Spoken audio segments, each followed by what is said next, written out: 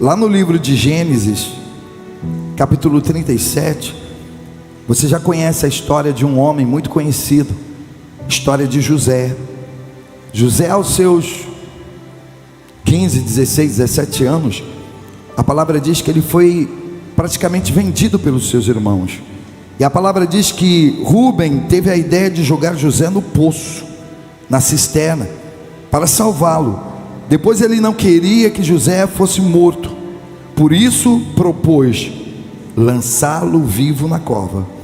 Lá em Gênesis 37, versículo 21, diz assim: ouvindo, porém, Rúben livrou das mãos dos seus inimigos, dizendo: não lhes tiraremos a vida. Disse-lhes Rúben: não deveríamos derramar sangue, e sangue inocente, lançando ele nessa cova. Vamos fazer o seguinte: vamos lançá-lo nas mãos dos credores, dos ismaelitas, vamos vendê-lo aos ismaelitas. E pegaram José e acabaram vendendo para aquele grupo de homens que estavam ali, comerciantes ismaelitas passando, e eles acabaram comprando José. Em Gênesis 37, versículo 26, diz assim: olha, então disse Judá aos seus irmãos: que proveito haverá em matarmos o nosso irmão e encobrirmos o seu sangue? Vinde, vendemo-lo aos ismaelitas, e não seja a nossa mão sobre ele, pois ele é o nosso irmão, nossa carne. E seus irmãos obedeceram. Quem foi que propôs em vender José? Judá. Guarda isso. Judá vendeu seu irmão José. Iam matá-lo. Aí acharam por bem: não, vamos jogá-lo na cisterna. Jogaram ele na cisterna. E depois: não, vamos vendê-lo. Não vamos deixar sangue inocente nas nossas mãos. Quem fez isso? Qual o nome dele? Judá, filho de Jacó, se afasta da sua família e se casa com uma mulher cananeia. Lá no livro de Gênesis 38, versículo 1 diz isso. Esse foi o primeiro passo fora da vontade de Deus: unir-se a alguém fora da aliança de Deus. Sabe, gente, às vezes nós nos damos ou damos muito errado nas nossas vidas, porque o que move a terra é a voz que vem lá do céu. Se você obedece à voz que vem do céu, então dá certo na sua vida. Se você não obedece à voz que vem do céu, então não adianta, porque é a voz que vem do céu que fez os céus e a terra. E tudo aquilo que você vê, tudo aquilo que existe, foi construído do invisível. Então por que a gente sempre pega no pé das pessoas e diz assim: olha, acredita na palavra, confia na palavra, porque a palavra é a voz dos céus, a palavra é a voz de Deus, e a voz de Deus, ela é poderosa para transformar qualquer coisa, para mudar qualquer vida, para curar, para libertar. Veja, foi a voz do céu que disse para Lázaro, que já estava morto há 4 dias: Lázaro, vem para fora. E aquele homem que já estava em estado de putrefação, com seu córtex cerebral já comprometido, porque é como a gente diz, 20 minutos depois de esfacelamento cerebral, se a pessoa consegue reviver, ela já revive cheio de sequelas, já não pensa direito, já não raciocina direito. A cortina das suas emoções é abalada, é atingida. Mas veja, 4 dias que Lázaro estava morto, mas a voz do céu disse: Lázaro, vem para fora. Até a morte tem que obedecer à voz dos céus. Até a morte. Você imagina essa doença, você imagina esse problema, você imagina esse empecilho, esse obstáculo, esse problema que está na sua vida. Por isso que a gente usa: olha, está escrito, Satanás, porque aquilo que está escrito é mais poderoso do que qualquer voz de homem, de médico, de político, de científico, de filósofo, poeta, comunista. Então Judá, a decadência dele começou a partir do momento que ele ele começou a desobedecer a Deus, e ele foi e se casou com uma mulher cananeia. A pior coisa que existe é você desobedecer a palavra. E ele desobedece, porque já havia uma maneira, uma forma de você obedecer a Deus. Era você se casando com pessoas que professavam a mesma fé. Mas isso até hoje acontece. Vai se casar com uma pessoa que não professa a mesma fé. Se casa com um homem que é doido, vida louca, cachaceiro, raparigueiro, prostituto, para você ver se você vai dar certo no seu casamento. Você não vai dar. Mais tarde você vai ficar frustrado, achando que foi Deus que destruiu a sua vida. Não foi. Aí eles criam aquele conceito que Deus uniu, não separe o homem. Aí ela sofre pra caramba, ou ele sofre pra caramba do lado de uma pessoa que não foi Deus que colocou. Por quê? Porque ele encontra a mulher lá no bar da loura, no boteco, no forró, no arrastapé, se une a ela e acha que foi Deus. Você acha que foi Deus que colocou ela na sua vida? Você acha que foi Deus que colocou aquele cabra na sua vida? Você encontrou lá na bagaceira, enchendo a cara de cachaça, jogando bilhar, jogando dadinho. Não, que o Deus, não, Deus, veja, Deus é Pai. Quando Deus ele une, ele procura o melhor para você. É só você ter paciência, entregar o governo da sua vida nas mãos dele, porque ele sabe o que é melhor para você. Ele conhece. Ele jamais vai colocar na sua vida alguém que vai lhe destruir. Isso só acontece quando você se torna aquela pessoa extremamente ansiosa, desesperada, descontrolada, incontinente. Sabe o que é uma pessoa incontinente? Uma pessoa incontinente é aquela pessoa que não consegue se conter. Ela vê algo, enquanto ela não compra, ela não fica sossegada. Ela vê uma pessoa, enquanto ela não sai, ela não fica sossegada. Pessoas incontinentes. Incontinentes não tem domínio sobre si. E Judá, que veio da linhagem de Abraão, Isaac, Jacó, Judá, ao invés dele obedecer a palavra, não, ele não obedece. Ele já começa pisando na bola, vendendo o irmão dele para os ismaelitas, José. Depois ele some de casa, desaparece. Ele vai e se casa com uma mulher ismaelita, que não era da vontade de Deus. Então, desse casamento nasceram 3 filhos: Er, Onã e Sela. Para você ver, olha como a desgraça ela começa a tomar conta da vida de uma pessoa. Como a Bíblia diz, um abismo chama outro abismo. Ele vem de um irmão, ele casa com uma mulher que não era da descendência de Israel, era ismaelita. E ao invés dele parar e dizer, não, eu já casei errado, né? Então deixa eu parar, deixa eu frear aqui o meu pecado. Não, ele vai, coabita com a mulher e tem um filho chamado Er. Aí você acha que ele parou? Não, ele não parou, ele continuou. E ele vai e ele tem o segundo filho chamado Onã. Parou? Não, continuou pecando, continuou errando. E teve o terceiro filho chamado Sela. Era o primogênito, fez o que era mal aos olhos de quem? Do Senhor. Gênesis 38, versículo 7. O primeiro filho dele já fez o que era mal aos olhos do Senhor, e a Bíblia diz que Deus o matou.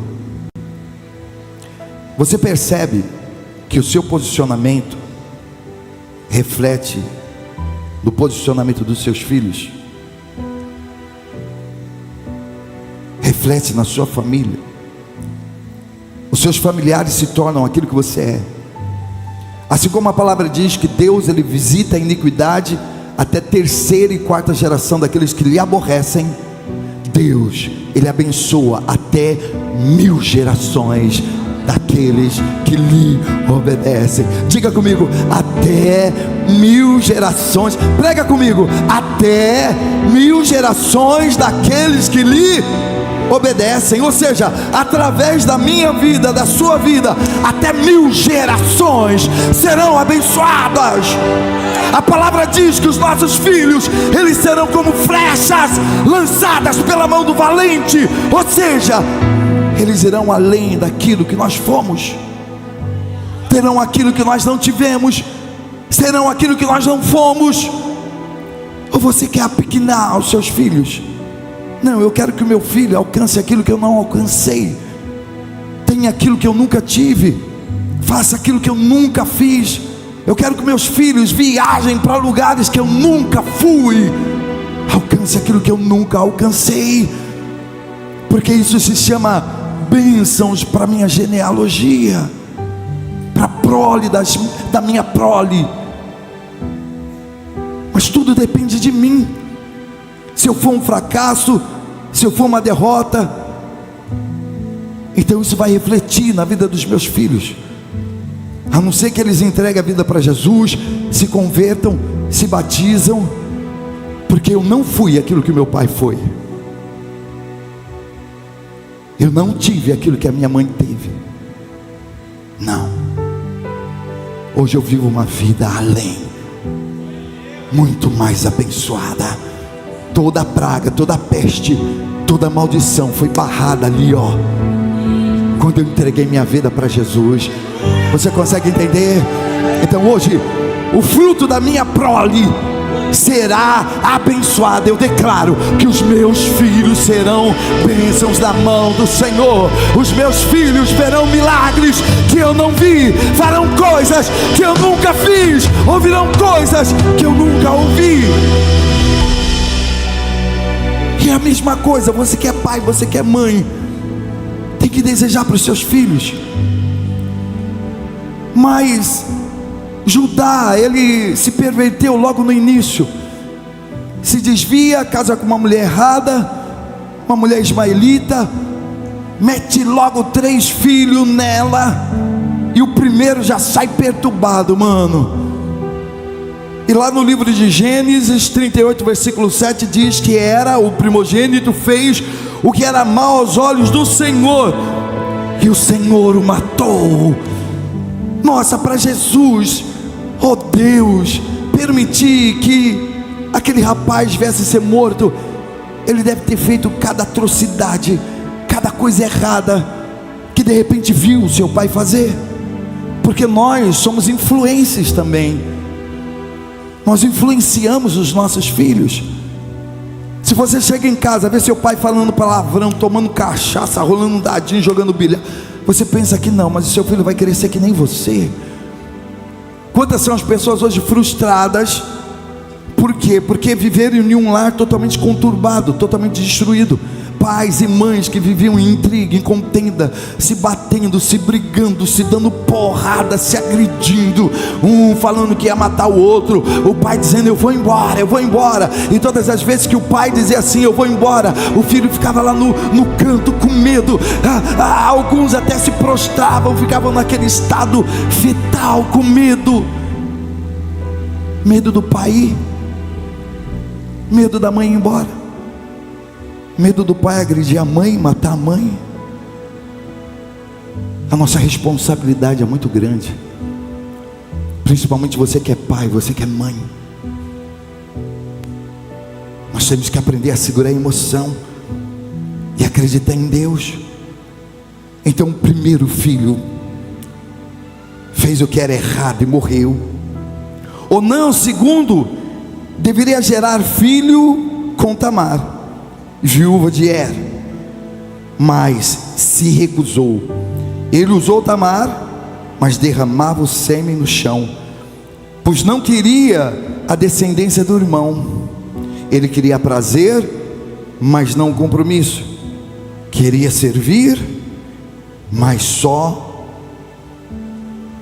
que pelo fato do nome dele não ser reconhecido, ele não queria filhos com aquela mulher. No passado havia um lema que era o seguinte: o homem mais velho casava, Se ele morresse, o irmão mais novo teria que assumir a mulher dele. Se o outro morresse, o outro mais novinho tinha que assumir a mulher dele. Olha que coisa, né, mas era assim. Então Er morreu, e quem é que tinha que casar com Tara ou Tamar? Era Onã. Mas aí Onã, ele disse assim: não, eu posso até ficar com ela, mas eu não vou gerar filhos nela, porque os filhos que eu gerar nela vai carregar o nome do meu irmão, vai carregar a descendência do meu irmão, e eu não quero. Quer dizer, Onã só queria fazer um filho naquela mulher se ele fosse ovacionado, se ele recebesse os likes, se ele fosse reconhecido. Caso contrário, ele não ia fazer um filho naquela mulher. Então o que ele fazia? Ele pegava, até tinha relações sexuais com ela, mas na hora do orgasmo ele jogava fora, ele jogava na terra, ele ejaculava na terra. Olha que coisa. E era pecado isso, bispo? Era pecado. No passado o cara chegou, ó, bateu virilha, meu amigo, era para procriar. E ele não queria, ele falou: não vou dar honra para o meu irmão, eu não vou dar status para o meu irmão. Mas se você levar isso por um lado espiritual, você vê que hoje muitas pessoas não querem fazer nada, porque elas não recebem honra. Elas querem ser ovacionadas, elas querem receber likes, elas não querem ficar lá fora no estacionamento. Por quê? Porque elas não são reconhecidas. Elas não querem lavar o banheiro. Por quê? Porque ninguém vê elas lavando o banheiro. Elas não querem ser voluntárias, não querem estar aqui. Por quê? Porque elas querem ser reconhecidas, elas querem estar em linha de frente, elas querem estar aqui em cima do altar, elas querem ser protagonista. E Onã era assim: não, eu não vou fazer filho nessa mulher, porque se eu fizer, não sou eu que vou levar a glória, não é o meu nome que eles vão receber. E com Deus não funciona assim. Com Deus, aquilo que você faz em oculto, Ele reconhece diante de todas as pessoas. E por incrível que pareça, ele agindo dessa forma, o que aconteceu? Pelo fato dele querer só prazer, ser reconhecido, a palavra diz que ele morre também. Aí sobra um filho só. Esse filho se chamava, qual o nome dele? Selá. Mas Selá era novinho, era pequenininho, mas era a lei, era o ritual. Judá tinha que pegar o seu filho mais novo e se casar com Tamar, porque nenhum dos filhos conseguiu gerar filhos naquela mulher. Aí o que o Judá faz? Judá olha e fala assim: opa, peraí, essa mulher é uma viúva negra, ela já matou 2 dos meus filhos. Se Selá casar com ela, o que vai acontecer? Ele vai morrer também. Aí o que o Judá faz? Pega o filho, mete o pé e some, desaparece, sumiu. Ele atribuiu a desgraça a Tamar. Foi essa mulher que matou os meus filhos, foi essa mulher que destruiu a minha vida. Veja, às vezes você faz a coisa errada e você fica tentando atribuir o erro a terceiros.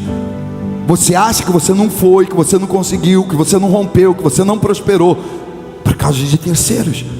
Mas na maioria das vezes você não rompe por causa de você mesmo.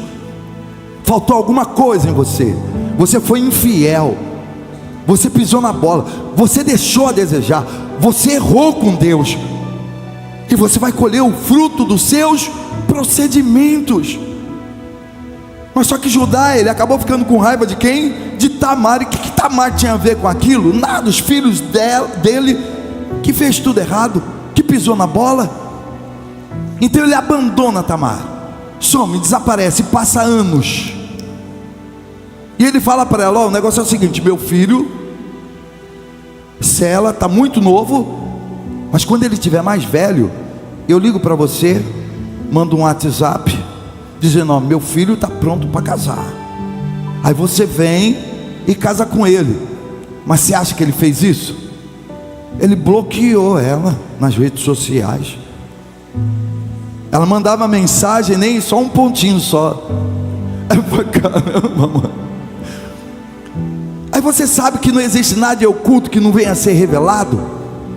Um belo de um dia, Tamar, ela fica sabendo, ó, chegou um cara aqui na cidade. Porque, afinal de contas, Abraão, Isaac, Jacó, eles eram muito conhecidos. E os filhos deles também, eles eram conhecidos. Aí de repente quem chega lá na cidade? Judá, filho de Jacó. E ele chega cabisbaixo, triste, porque a esposa tinha morrido, ele tinha ficado viúvo. E ele foi lá procurar um consolo, um alívio para o coração. Foi procurar uma ninfetazinha, descarregar, sabe, as aflições, o peso, brincar um pouco, bater virilha. Você está ligado, né? Ele foi, e ela ficou sabendo. Gente, Tamar, mesmo sendo de outra descendência, ela era uma mulher do bem, ela era uma mulher honesta. Mas quando ela ficou sabendo que Judá ia chegar naquela cidade, veja, ela se desesperou, ela ficou desesperada. E ela falou, não, eu tenho que conversar com esse cara, porque se eu for de cara limpa, o que vai acontecer? Ele não vai me atender, ele vai me excluir, vai me bloquear, vai me mandar sair fora, vai mandar eu viajar. Então o que ela fez? Olha só, quando uma pessoa também se encontra desesperada, se ela vacila, ela faz coisas do diabo, ela faz coisas de Satanás. Então ela vai, ela se maquia, ela vai e coloca uma roupa de prostituta. A palavra faz questão de dizer que ela se vestiu semelhante a uma prostituta. Vai ficar lá na praça. Toma cuidado. Não deixe o desespero, a aflição fazer você chegar a esse nível, porque você vai encontrar aquilo semelhante ao que você está sendo. Veja, Judá, quando chega lá, bate os olhos nela, sabia que ela era uma prostituta, confundiu ela com uma prostituta. Quantas pessoas de repente não confundem você também como uma prostituta?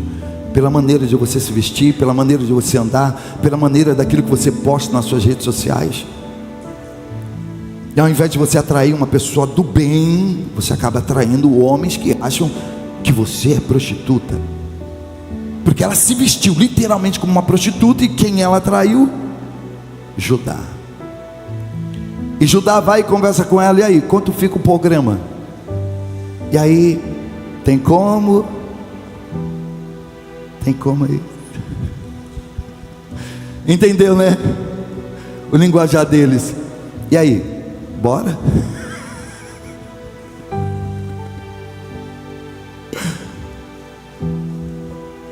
Aí ela fala assim, o que você vai me dar? Ele falou assim, eu vou te dar um cabrito. Gente, presta atenção, você não está prestando atenção. Você está rindo, mas você não está prestando atenção. Aí ele falou assim, olha, eu vou dar um cabrito para você. Ela, ai, um cabrito. Era o que ela valia. Tinha umas que valiam um bode, tinha umas que valiam um boi, tinha umas que valia só uma pombinha, sabe aquelas rolinhas pequenininhas. Mas ela estava ajeitada ainda, bonita. E ele falou, eu vou dar um bode. Aí ela olhou para ele e falou assim, mas vem cá, qual a certeza que eu tenho que você vai coisar comigo e depois vai me dar um bode? Eu quero ter certeza, eu quero ter segurança que você vai coisar, fazer o coisa comigo e coisar e depois vai me dar o bode mesmo. Aí ele falou para ela, o que você quer? Olha, um cara desvairado, um cara louco, doido, sem noção. Ela falou assim, olha, eu quero o seu lenço, eu quero o seu cajado, e eu quero o seu nome. Olha que coisa, gente. só. Está aqui, ó. Para você não ver que eu estou brincando.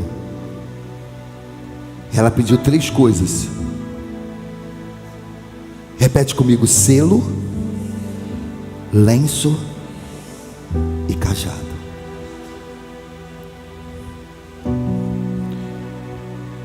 O selo era o símbolo da identidade daquele homem.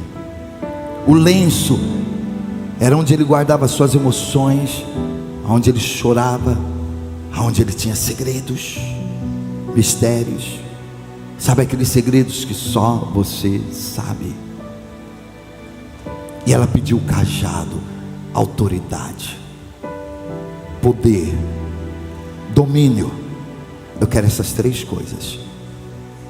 E ele falou assim: estava na sede.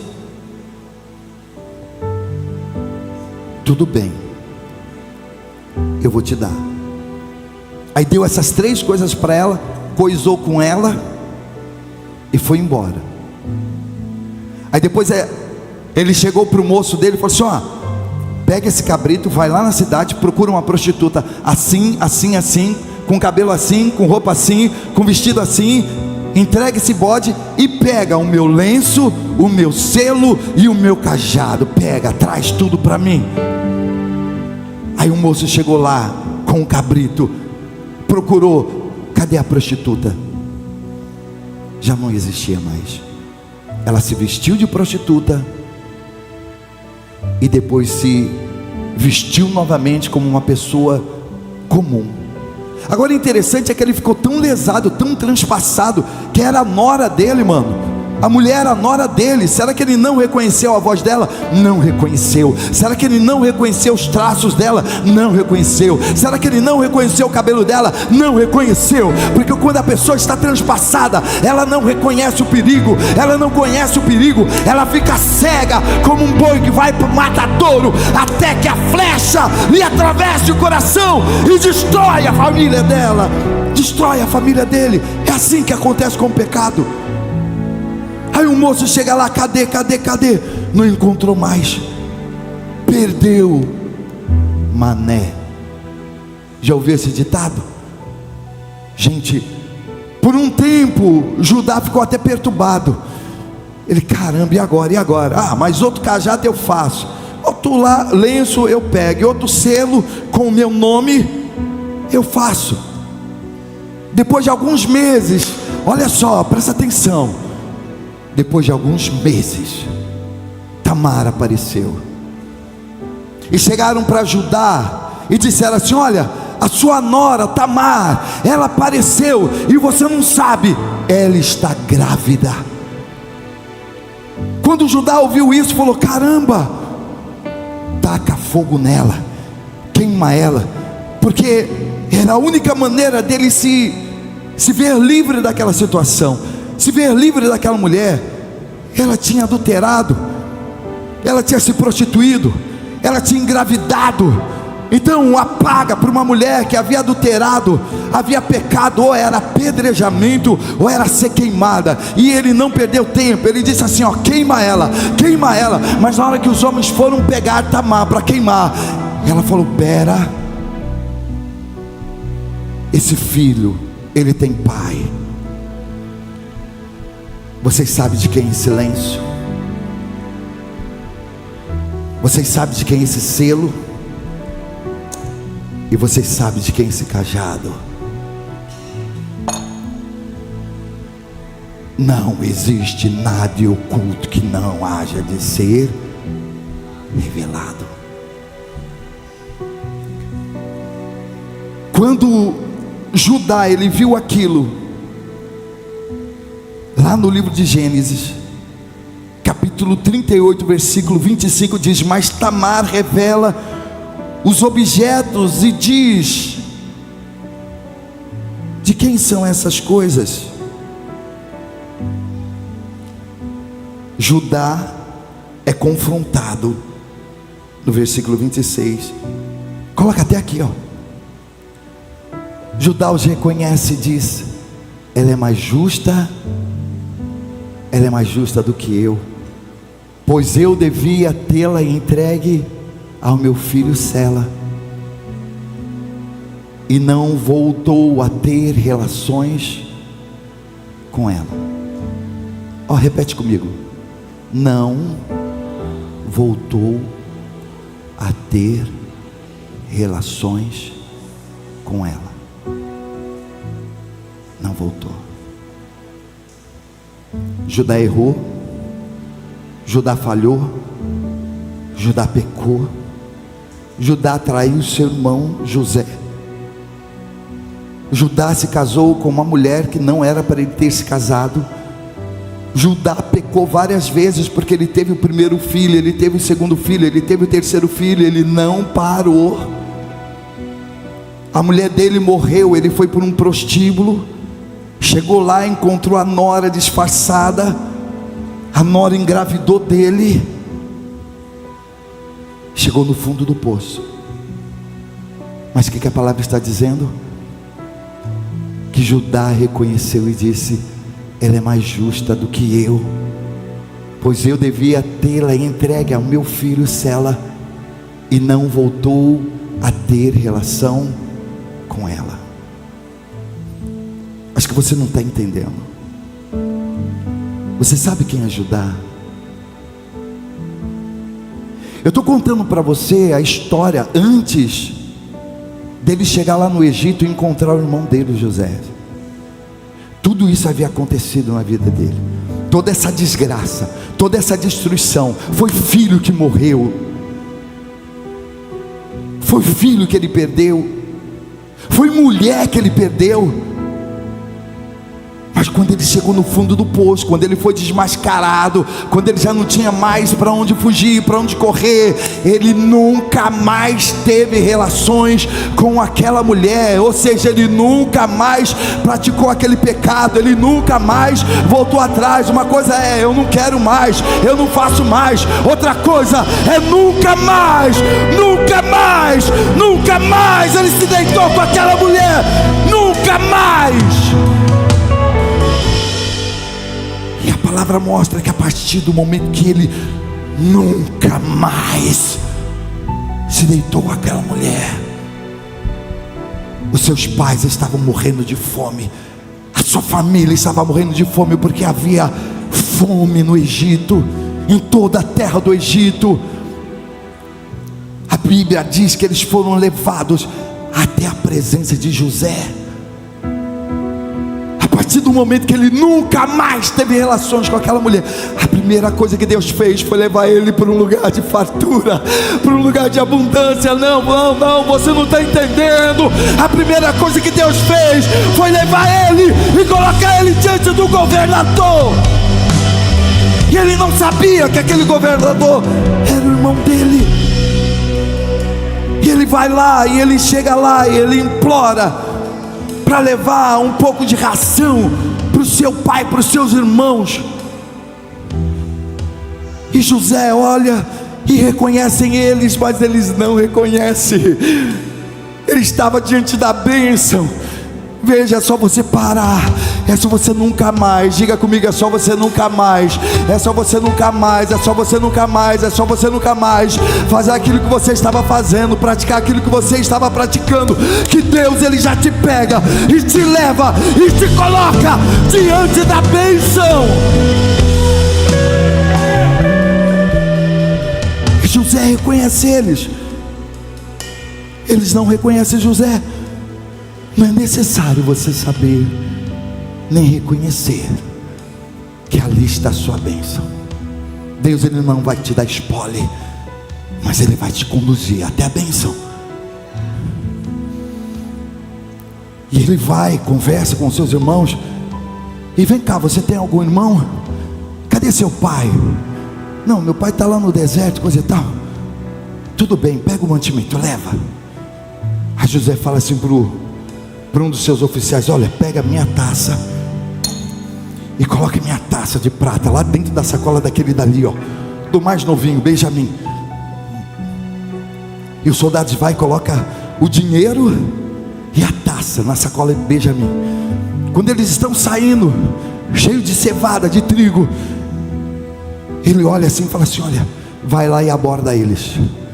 Aí os soldados vai e prende os irmãos de Judá, faz uma blitz e encontra a taça e diz assim: olha, o que vocês estão fazendo? Estão me roubando. E prenderam eles, prenderam Benjamim. Judá, ele estava tão arrependido que no início ele tinha vendido o seu irmão José, mas ele ali estava tão arrependido que ele disse: não, o meu pai já perdeu um filho, não, eu já errei muito, eu já pequei muito, me prende, deixa eu no lugar do meu irmão, mostrando o arrependimento, mostrando que ele não queria mais fazer aquilo que ele fez. Foi quando o irmão José se revela, tira a túnica, tira o turbante e abraça eles e diz: eu sou o seu irmão, eu sou José, aqueles que você jogou no poço, fui vendido como escravo, fui parar no cárcere. E ele dobra os joelhos e mais uma vez pede perdão ao seu irmão. E ele diz: não, eu não preciso perdoar vocês, porque aquilo que vocês me fizeram contribuiu para que eu viesse chegar aqui, sabe? Às vezes o que um parente, um amigo, um irmão faz conosco só vai contribuir para a gente crescer, só vai contribuir para a gente romper. Não adianta você guardar rancor, mágoa, cólera no coração contra ninguém. Tudo que fizerem contra você não vai prevalecer. Nenhuma arma forjada contra a sua vida vai prevalecer. Não, pelo contrário, o mesmo Deus que permite que isso aconteça é o Deus que te livra, é o Deus que faz você romper, é o Deus que abençoa a sua vida. E ele vai, e ele manda os seus irmãos: vai lá e busque o meu pai. E ele vai e busca Jacó, e Jacó chega. E o mais empolgante, o mais interessante é que depois que ele se arrepende, lá no livro de Gênesis, capítulo 49, versículo 8, diz que Judá, os seus irmãos, o louvaram, e a sua mão estará sobre o pescoço dos seus inimigos, e os filhos do seu pai se curvarão diante de você, Judá. Não era nem diante de José, agora a bênção estava sendo transportada para quem? Para Judá, que tanto errou, tanto falhou, tanto pecou, mas ali ele estava arrependido. Então, meu filho, os seus irmãos o louvarão, a sua mão estará sobre o pescoço dos seus inimigos, os filhos dos seus pais se curvarão diante de você. Judá é o filhote de leão. Você vem subindo, filho meu, depois de ter comido a presa, como um leão, ele se agacha e se deita como a leoa. Quem tem coragem de acordá-lo? E o pai diz assim para ele: o cedro não se apartará de Judá, nem o bordão de comando dos seus descendentes, até que venha aquele a quem ele pertence. A ele a obediência do povo. Repete comigo: o cedro não se apartará de Judá. Ele tinha perdido o cajado, ele tinha perdido o lenço, ele tinha perdido o selo. Mas quando você se arrepende de coração, você recebe o cedro. O cedro é o sinônimo de poder, de autoridade. E eu vou além. Os filhos que ele teve com Tamar foram 2, foram gêmeos. Desses filhos veio a descendência de Davi, e da descendência de Davi veio aquele que todo mundo conhece como o leão da tribo de Judá. O leão da tribo de Judá. Para você ver que quando Deus ele apaga os nossos pecados, ele apaga, ele não lança em rosto, ele não deixa a desejar, ele transforma a nossa vida. Dos seus pecados eu não me lembrarei mais. Por pior que tenha sido o seu passado, a sua origem, as coisas que você andou fazendo, quando você nunca mais,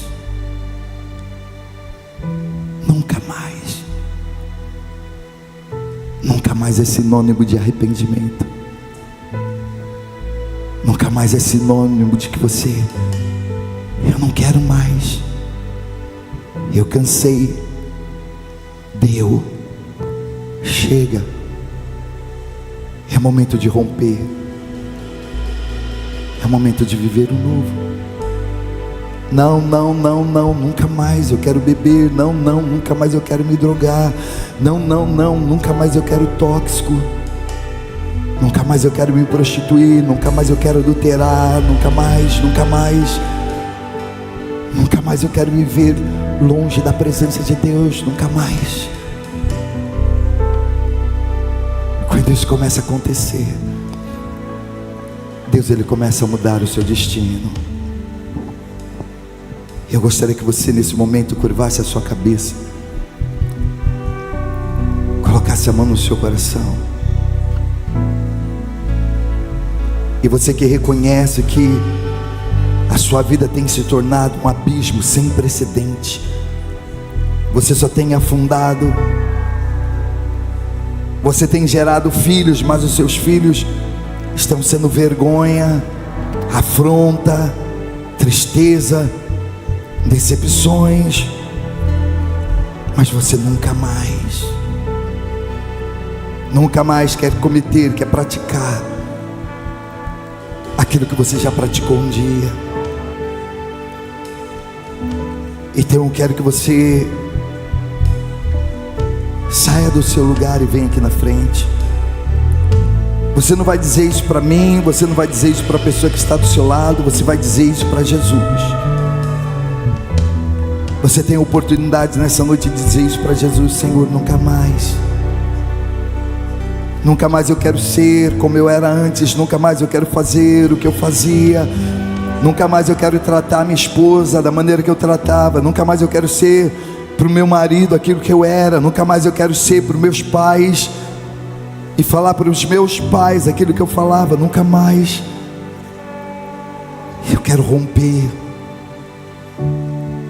eu quero viver o novo.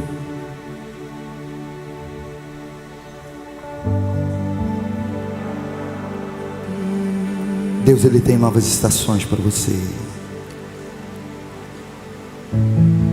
Assim como depois do arrependimento, Judá e a descendência de Judá, veio Cristo Jesus. Da sua descendência também vai surgir tantos filhos abençoados, tantas portas vão se abrir, tantos destinos serão alcançados, tantas estações vão florescer, vão frutificar, tudo por causa do seu posicionamento. Senhor, eu nasci para te chamar de Deus, eu nasci para te chamar de Pai e andar do seu lado. Se você quiser, venha. Senhor, desde o ventre da minha mãe, eu sou povo exclusivo seu, eu sou abençoado. Se vivo obediente, mas todo dia o pecado vem e me chama. Todo dia as propostas vêm, me chama. Você que nessa todo noite dia vem as tentações, vai escolher Deus. me chama.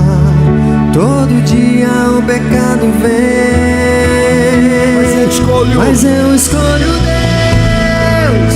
Eu escolho. Vamos cair em pé, igreja. Cristo todo dia.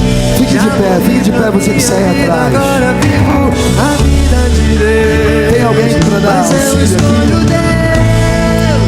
Deus, eu escolho ser amigo de Deus, eu escolho Cristo todo dia. Já morri pra minha vida, agora vivo a vida de Deus, Senhor.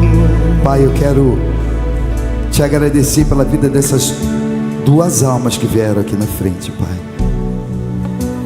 Em meio a tantas coisas terríveis que acontecem nas nossas vidas, em meio a tantos embaraços, tanta decadência, a única coisa que vai conseguir realmente nos levantar, nos fazer fluir, romper, é nunca mais, Senhor, fazer aquilo que nós fazíamos antes, é ser como nós éramos antes.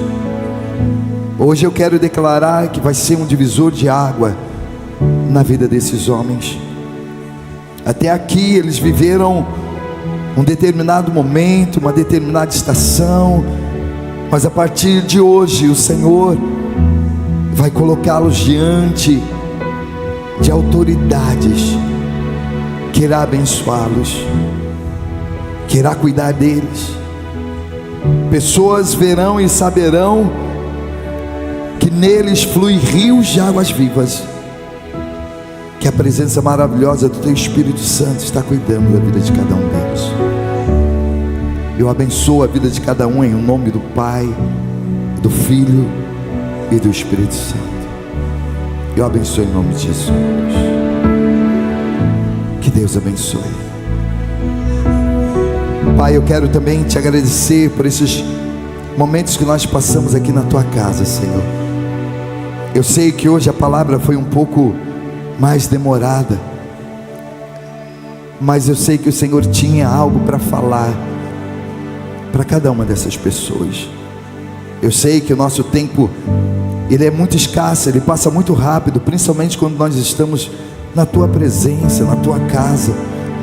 Eu sei que durante esse tempo Satanás, ele fica fazendo de tudo para roubar a nossa atenção, nos distrair, nos lesar, nos confundir, nos enganar. Mas eu tenho certeza que aqueles que, sabe, abrir o coração, eles não irão sair daqui da mesma forma que chegaram, não. Estão saindo aqui para romper e viver o novo, em nome de Jesus.